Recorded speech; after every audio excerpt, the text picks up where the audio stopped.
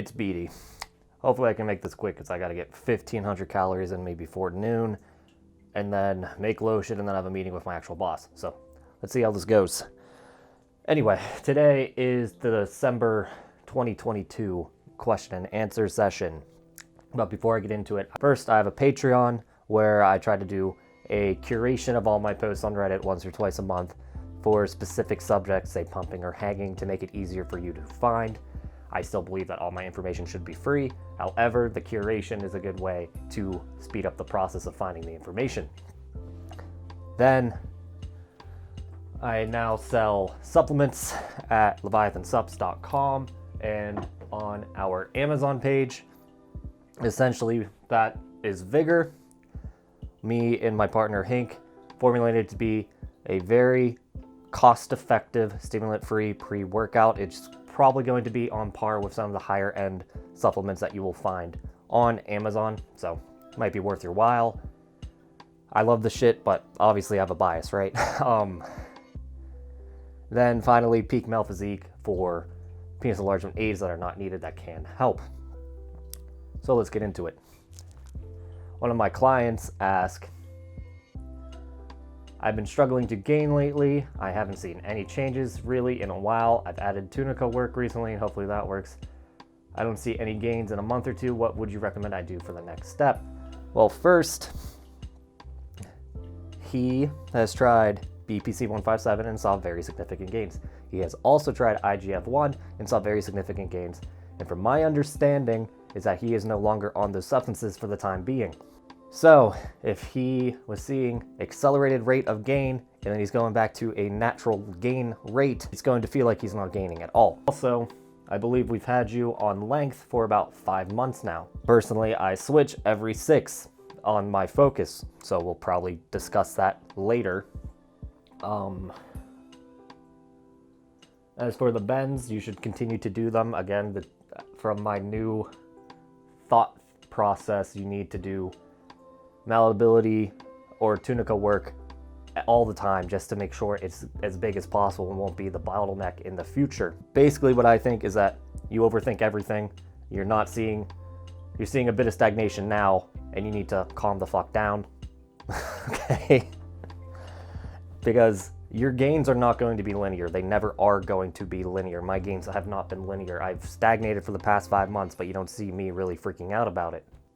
Precision 99, one of my clients, if not a former client, asked, is it possible to make a woman orgasm during sex every time, assuming that she is capable of doing so? And if so, does it have to do with technique or foreplay? So let's think about this in another context. Kobe Bryant was a top 5 basketball player all time. He still had games where he played like ass. You could be the best lover of all time and still have nights where you can't get your partner to orgasm. That being said, it is much easier to get them to orgasm clitorally 99% of the time than it is to get them to come vaginally. So, if you are focused on giving them pleasure, like every time, making them orgasm every time, you want to focus on the clitoris before you even penetrate. I've been with my wife for about 8 years now, sexually. I can get her to orgasm clitorally literally every time because it's much simpler. It's more like our penis than it is anything else in their body. It's stimulation, orgasm. It's literally built for orgasms. However, vaginal orgasms are much harder to pull off. First of all, it's like 60 to 80% of women cannot orgasm vaginally on their own, meaning if you're just stimulating the vagina, they will not orgasm. They need the clitoral stimulation along with the vaginal stimulation to orgasm if they can even come vaginally. It would be much like if some guys can come if you just rub the shaft, right? Other guys, you need to stimulate the glans, the head. It's a lot like that. And obviously, if you do both, there's going to be more pleasure involved. Basically, the longer you're with someone, the more likely it is you're actually going to have... The longer you're with someone, the more likely it is that you're going to have off nights with each other. And that's totally normal. you're not always going to be in sync. I bat about 70 to 80% vaginally with my wife, and then about 100% clitorally, just because, well, I've been with her forever at this point, and I understand her body. And basically, don't be afraid to ask if you're doing it right the first couple times. And then one of the bigger things I notice is that if I'm not fully in it, she's not fully in it, and vice versa. So if you have something else on your mind during sex, it's not going to be great. That's just how it rolls. It's kind of like a conversation. If your mind's not on the conversation fully, you will not be able to fully participate. Don't take it the wrong way if you fail to make them orgasm once or twice in a month span, because I fell into this trap when I was younger, where it's like, oh God, I'm falling off. I can't get my girlfriend to orgasm, but really there was much more going on. She was having issues with her menstruation at that time. So obviously it's going to affect her pleasure. Foreskin asks, fat pad. How small is the smallest possible fat pad? Let's say someone gets to 7 to 8% body fat. Does too much length work cause a stretch of the pubic skin, increasing it irreversibly? The opinion on the best fat pad size, skinnier the better, or is there nice comfort padding when prone boning the girl? Your skin is between 1/16 and 1/8 of an inch, and that is as thin as your fat pad can technically get. However, you might notice with exceptionally skinny guys, like porn stars, that you can literally see their ligaments sticking out the bottom. So your fat pad won't even be like the limiting factor at that point. It would be your ligaments. As for doing length work, would that cause an increase in base tenting, essentially? Yes, it would cause an increase in base tenting, but it's not permanent. All it is a lack of skin on the shaft. So if you do a bit of foreskin restoration, causing that skin to relax at the base, you'll still have more exposed length. That's something I've wanted to do this year, but I just didn't have enough time to stick to it. Or mental capacity is more really the accurate answer. For optimal fat pad size, it really depends on what kind of woman you're going after. If you are after exceptionally thick women, you're not going to need any fat pad whatsoever because they have the cushion for you. If you're going for little twigs, then you're going to want to have a fat pad, because otherwise you're just going to be hip on hip, pelvis on pelvis, and it's not going to lead to a fun time. Idealistically, every guy should get tried. Idealistically, most guys will want to try to get under 3/4 of an inch fat pad, and that's just because that equates to fitness range, right? Because you'll probably be below 20% body fat if you have a fat pad less than 3/4 of an inch, but it's still genetic. It depends where you store your fat. Personally, I don't think I would be able to go less than 1/4 of an inch, but we'll see. I'm going to try to start cutting again in January 1st, of course. So we'll go from there. You'll all know because I post my dick pics like almost every month at this point. So I missed the most upvoted question. Responsible Pop 66 asks, why do some guys gain BPEL, bone press erect length, but not bone press? Is it base tenting, and does it affect uncut guys? It is, in my opinion, it's largely just base tenting, because a lot of the methods that we teach don't really stretch the shaft skin. Extenders are much better at keeping this from happening, and honestly, if we just add like 10 minutes of foreskin restoration into our length work, particularly us cut guys, it's not going to be an issue long term. The problem is if you've been doing it for 5 to 6 years seriously, that's when it's going to really add up, like in my case where it looks like I'm an inch shorter than I really am. It's not typically an issue for uncircumcised guys, but it can happen depending on your genetics and if you are not fully retracting your foreskin. And I think I'm going into it later. I'm doing this bit after I filmed everything else, so I'm pretty sure I already talked about this, so stay tuned in the video. To begin PE, ask how to supercharge a soft clamping routine for advanced PEers. Well, first we need to ask, why do you want to do that? Like, are you not getting the same amount of expansion because if you want to just feel a little sore after these sessions, like slight discomfort, normally just because the skin's stretched out and tagged, fatigued, whatever you want to call it. For me, I have not increased my girth stimulus in literally 2 years. And that's mostly because of how I set up my programming. But at the same time, I also don't think progressive overload is that important for girth because it's hypoxia more than anything. So if you aren't doing the tunica malleability, obviously do the tunica malleability. You can also try to add interset tunica malleability to get even more expansion. However, this can lead to fatigue faster, therefore leading you up to more, or opening you up for more chances of injury. And then I know like a year and a half ago, I posted clamping finishers. It's like when you get really spongy at the end of the set, you do like semi-erect bends or squashes to really break up those bands. I haven't done them in 2 years. At this point, I really don't think they're necessary as long as you're getting adequate expansion from clamping. So, yeah.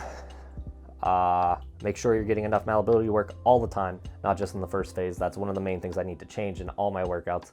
Number 2, the clamping finishers. I think that's what I have them called on the table of contents. If you search finishers, they'll probably pop up. They're very advanced. I really don't recommend them to anyone, but they do cause a decent bit more expansion. So, and what else? I mean, you could also play around with time, and then I always find mixing pumping and clamping best because you get more expansive force with pumping, and then you get the hypoxic stimulus from clamping. So if you're struggling to gain with clamping, add in pumping.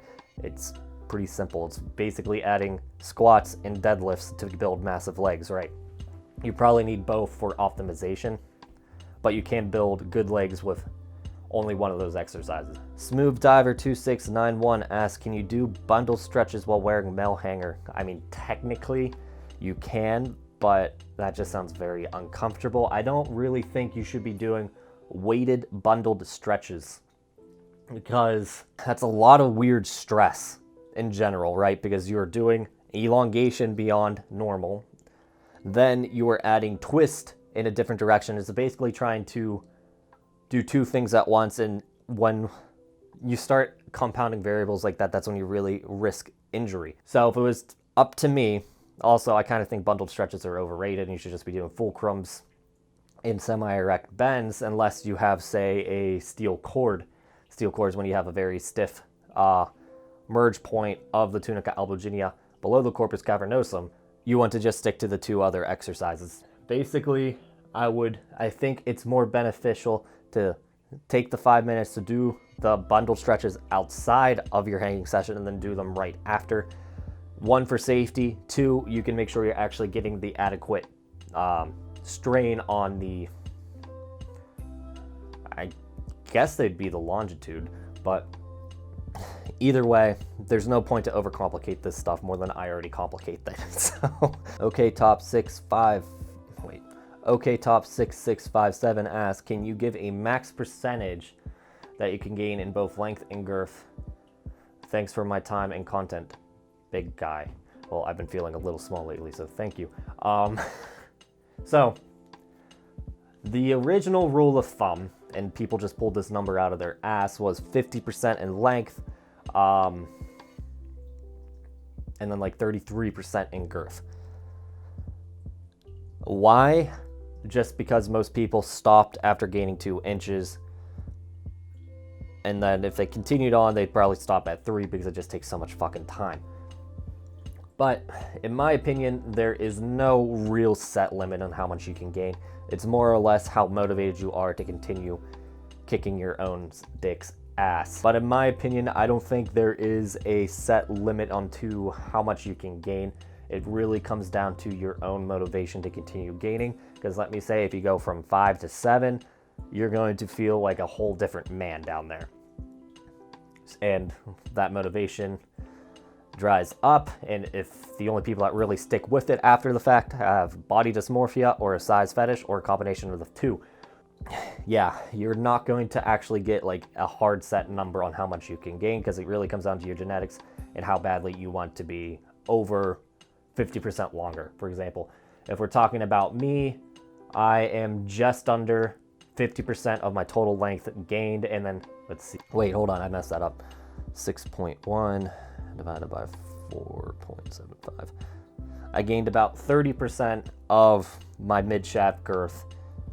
So 4.75 to 6.1 now, and then my base girth, which had the biggest improvements, would be, let's see, 7 by 5, 1.4.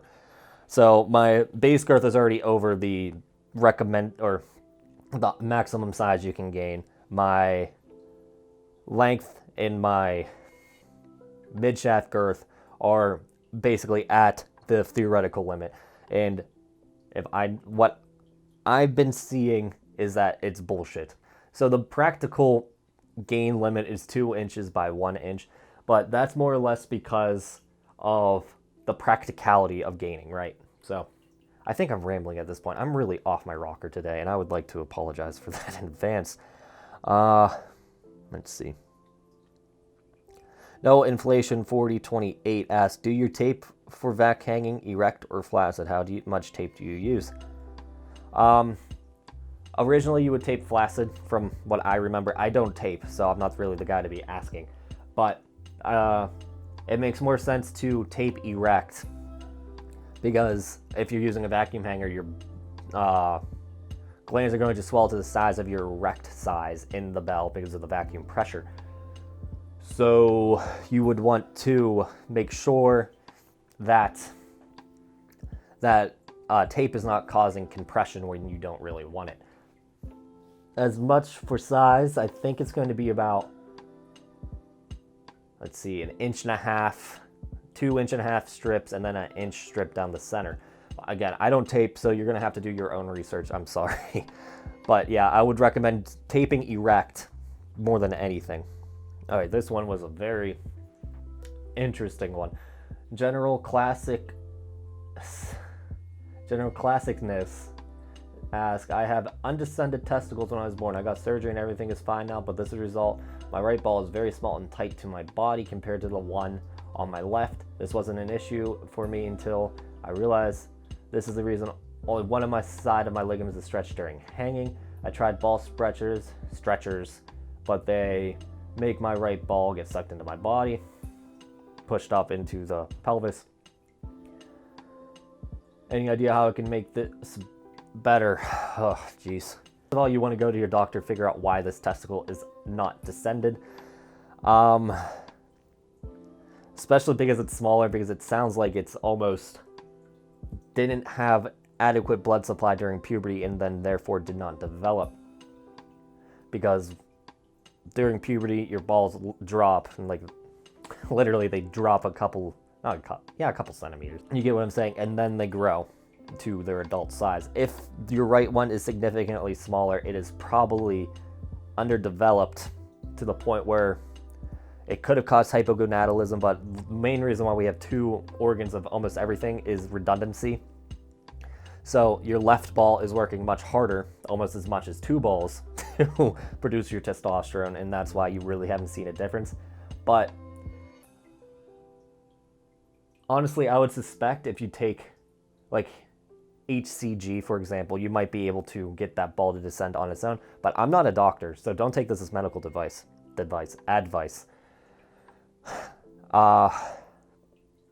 If you're not able to stretch both heads of your ligament, then focus primarily on the shaft. You don't need to work the ligaments to get, sure, it might be optimal, but it won't necessarily matter if you can make it up with shafts, because in my opinion, shaft gains are relatively infinite. And ligaments, you can only get about 1/2 inch easily, so sure, you might be starting in a deficit of 1/2 inch, but it doesn't really matter if you're going to make it up in a year anyway. I hope you can figure it out. I would not put any tension on it, because if it is underdeveloped, it's not going to have the same load capacity. First of all, testes really don't have a load capacity to begin with, but putting a ball stretcher on is probably just going to aggravate it, and I would not think that's in your best interest. But yeah, your best bet's going to a doctor and potentially urologist and endocrinologist to make sure that everything's copacetic. Another deep cut question. What is your knowledge of the perennial Raphe? I think that's how you say it. I've been getting very consistent in hanging and extending, and I've been doing an hour each for the past several months. I do these 6 days a week and one with rest, pumping once a week. Lately, I've been noticing Raphe is becoming very visible and almost looks like a scar. There is no pain or discomfort. Is this a sign of overtraining, or is this a sign the penis is stretching? I may have noticed my flaccid is longer. I use the total amount of vacuum cup and extender. Okay, hold on. Let me make sure I'm right real quick. All right, so it's really nothing to worry about. Essentially, what the Raphe is during your development in the womb as a fetus, your skin fuses on the bottom of your penis and scrotum, and it should head down towards your anus. Essentially, depending on your own genetic code, that skin fusing is going to be thicker than others, and then this is relatively common. Since it's thicker, it becomes more noticeable as the skin around it gets a little bit thinner from stretching and pumping. This is probably the 5th time I've seen someone talk about this, so it's not uncommon. I think what you do is like use Jergens, and then that lotion will help with the discoloration. But what the real issue is, since the skin's so much denser, it sticks out more. Again, it's relatively common, and I would not worry about it as long as it's not hurting as you are hanging, as I've seen some guys actually rip it from using too much weight, and obviously they needed to take time off. But even if you rip it, it's just going to be like a cut and it'll heal normally, so it's not the end of the world if you have it. Is it a good sign? I mean, if it's getting more visible, then you're probably making adaptations to the tissue, so I would say probably. But again, some people get scared when they see a thick line show up on their penis. So Jungle Juice asks, when pyramided up in weight and tension during a 15-minute hanging set, was a good interval for additional weight / tension? Say the initial weight is 3 pounds. How many minutes before adding more intervals or adding more weight, and how many intervals of any subsequent weight should be ideal? If you're only doing 15 minutes, you don't need to be adding weight, because that constitutes a beginner, right? What I've been playing around with my micro sets, if you want to call them that, is that I'll literally take the weight off every 10 minutes for like 20 seconds and then put it back on. This would be upwards of an hour. What I've noticed is that I didn't have to jump in weight by the end of it, because those collagen fibrils are actually breaking down faster, as the research would suggest. Who would have thought? But if you're only doing 15 minutes, again, dude, you do not need to be doing pyramids. Pyramids are moderately advanced. So I would say once you get up to a half hour, then every 10 minutes add 1 to 2 pounds. But for now, just let the stimulation of the stretch cause the erection quality improvements that you get quickly in the beginning. Otherwise, if you're only doing 15 minutes of hanging, you need to get that number up. If that means dropping the weight, if you're only doing 3 pounds also, you're just at the beginning of the gains ratio. Basically, if you were one of my clients, I would have you get that number up to 5 pounds and then slowly add more time over the next couple months. And then we add in pyramiding if you are not gaining. But my thing is you want to make sure you have these advanced techniques still in the bag, essentially, if you need to, or if you stagnate. So yeah, don't worry about pyramiding if you're a beginner. 4 to 5 months from now, then you can consider adding it back. Patriot Anarchy 1776 ask, best beginner exercise in progressive order, jelk, pump, hang, etc. Well, you shouldn't jelk, and that was the main reason why I wanted to bring this up. No one should really be jelking in the traditional sense, because it doesn't do really anything other than work the top half of your penis, scrape the nerves if you're squeezing too tight, and then it's hard to gauge how much pressure you're actually putting on the glands, and that's why people develop nerve issues with jelking. Never jelk if you're a beginner. in general, you really shouldn't be joking. There are much more effective exercises. For a absolute beginner, just do manual stretches 5 minutes a day. Work your way up to 15, 20. There's no real set order that you need to do this shit. Technically, hanging is more effective than stretching just because you have a quantifiable load. Pumping is going to be more effective than manuals in the beginning because, again, it's quantifiable load, and you'll be able to work it beyond its natural capacity to begin with from the start. But manuals are very effective at teaching about your own body, and therefore you can learn what's actually effective for you faster. You have 2 paths. You buy a hanger and a pump. Start with 15 minutes of hanging, 15 minutes of pumping, 3 sets of 5 at 5 HG, or you do my beginner's manual routine and work your way up. I would strongly suggest you start with the beginner's manual routine, get accustomed to your dick before you start adding external pressures to it. Alternative Duty 132 asks, would taking a cycle with a lot of testosterone and DHT gel as a late teenager promote more growth, and do you know anything about the risk profile associated with taking exogenous hormones as a young man? Jesus.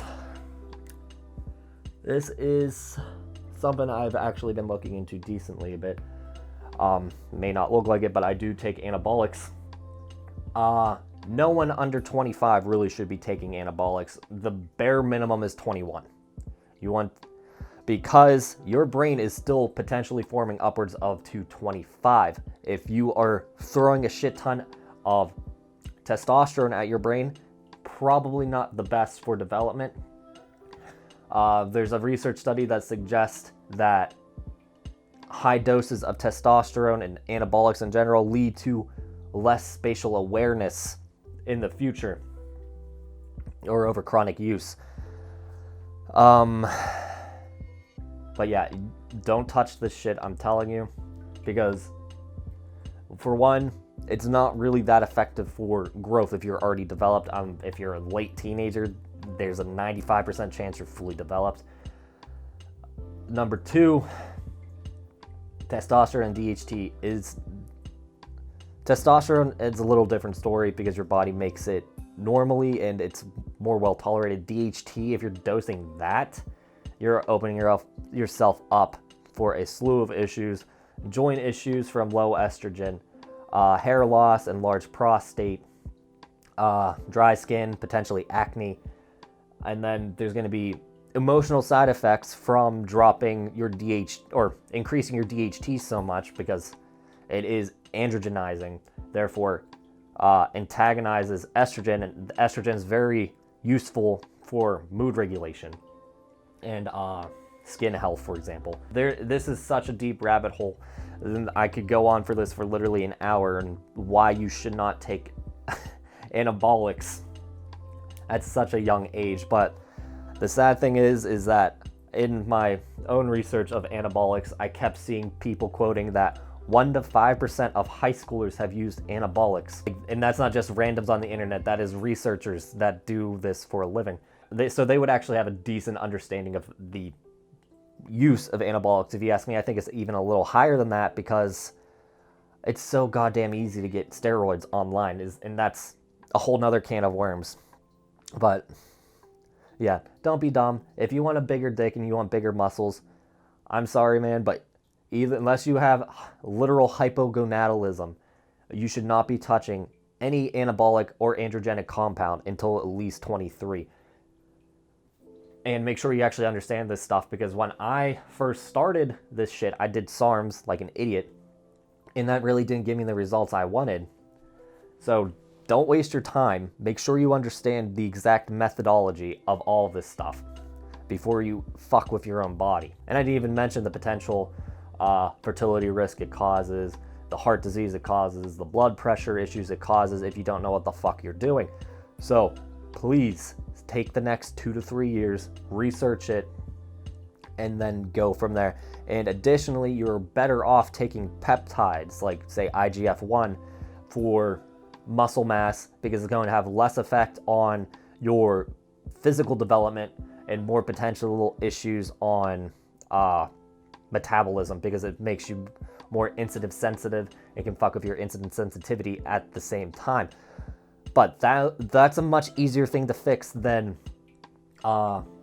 enlarged aorta from chronic use of steroids. So anyway, moving on. Stuart Bale asks, that one got me real worked up. I'm sorry. All right, so Stuart Bale asks, if I do PE for a year then stop doing, how much in terms of size would I lose? Will my penis, I don't know why you censored it, shrink back to its starting size? So the only really time you lose a tremendous amount of gain is when you didn't gain in the first place. So that's if you have chronic inflammation for months at a time. And this is what happened with a bunch of guys on Thunder Places like in the early 2000s, is that they would be doing a shit ton of pressure for pumping for days on end. And they're like, yeah, dude, my dick grew like half an inch in 6 weeks, but then I stopped pumping, I lost it all. It's like, yeah, no shit, you don't have the inflammation response that you had 6 weeks ago, and it finally faded. So that's one thing to be wary of, but if you're following the stuff on Getting Bigger, this won't be an issue.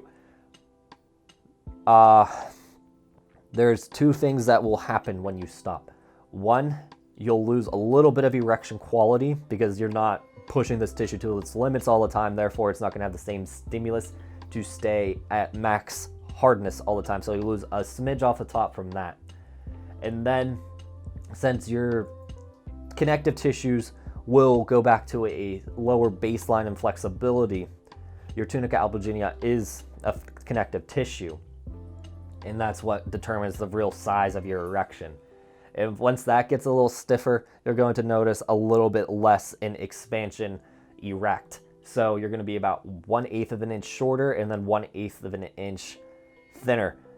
But typically that's all you'll lose, and then you might lose a little bit in ligament retraction, and that'll be another 1/8 of an inch in length. So let's say you gain an inch in length and a half an inch in girth in 1 year. That should be pretty damn impressive. You would lose about 1/4 of an inch in length, worst case scenario, and then you lose 1/8 of an inch in girth. So you'll keep about 75 to 90% of your gains. This is basically what's going to happen.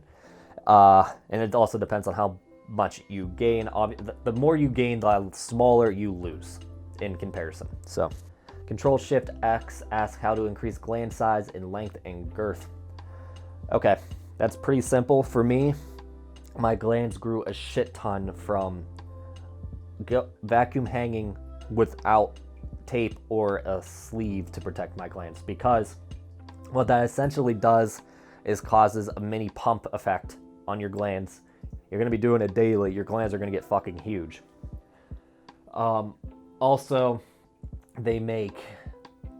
as an LA Pump makes a specialty cylinder just for expansion of the glands. You can get like ridiculous sizes with it. It's more of a fetish thing than anything else, but it does work. The glands are the easiest thing to grow because they are not limited by the tunica albuginea. It's its own kind of connective tissue structure, and that's why it's so much softer than your shaft, because there is no 1 millimeter thick piece of connective tissue forming it. It's rather just, it is so thin, whatever they call it, that surrounds the glands. So yeah, it's real fucking simple. 1 inch, not 1 inch, any vacuum hanging raw, and then the LA Pump mushroom maker, I think it's what it's called. I'm not affiliated with LA Pump, they just do a lot of specialty cylinders, by the way. And then I also seen pretty fast results with soft clamping.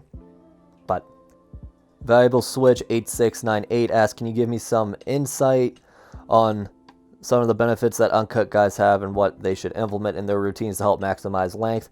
Does extra foreskin help length gain since it's more skin to stretch? Does the turkey neck happen because of lack of skin on the shaft? Should uncut guys worry about this? This is true. And thank you so much for everything and provided to this community. Legend, virtual hug. I actually hate physical contact with anyone other than my wife, so don't fucking hug me if you ever meet me in person. Hopefully you're too embarrassed to actually come up and talk to me, but I know there are a lot of freaks in this audience. Anyway, foreskin.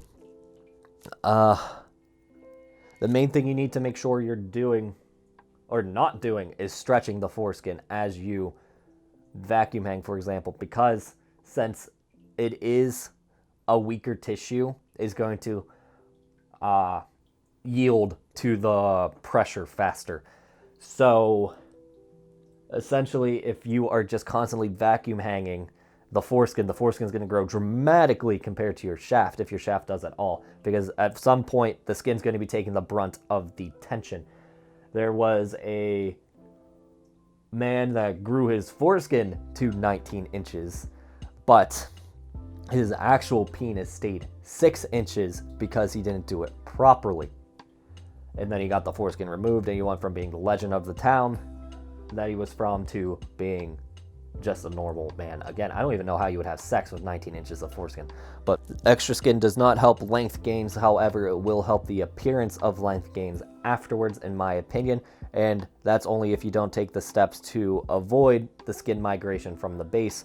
You uncut guys can also have skin migration issues, but that's more depends on how much foreskin you have and what kind of methods you're using. If you are doing improper vacuum hanging and you're stretching the foreskin, the skin from your shaft is also going to pull up, or skin from the base is also going to pull up onto the shaft, because your body's lazy unless you have something keeping the skin at the base from pushing onto the shaft. It's just going to stretch with that tension. Turkey necks happen a few ways. One is genetic. It is quite possible to have a genetic turkey neck.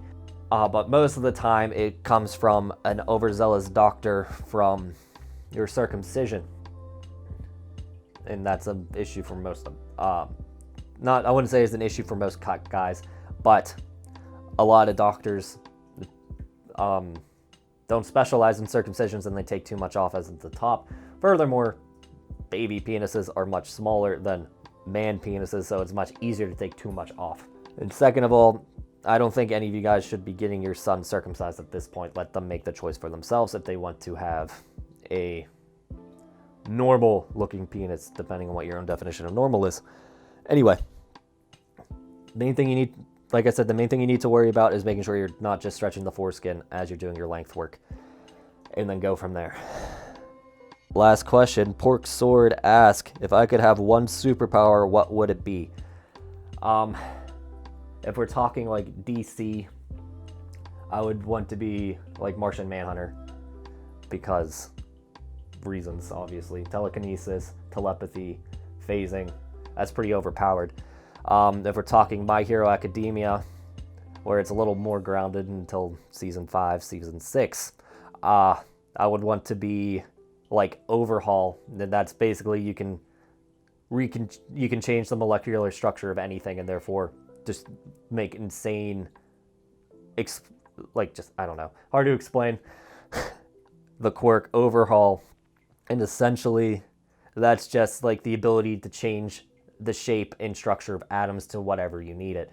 Therefore is quite overpowered, but realistically I would get a shit quirk where I'd have like 6 fingers and then not have anything cool happen ever in my life. Or I would get something that I would have to work on to actually make it useful, because that's also the story of my life. But yeah, honestly, I don't think I'd even want superpowers, because it kind of seems like a burden more than anything. So, all right, that should wrap this up. Peak male physique for penis larger than A's are needed. I have a Patreon. Leviathan Sups for a very well thought out, stimulant-free pre-workout. This is BD signing off.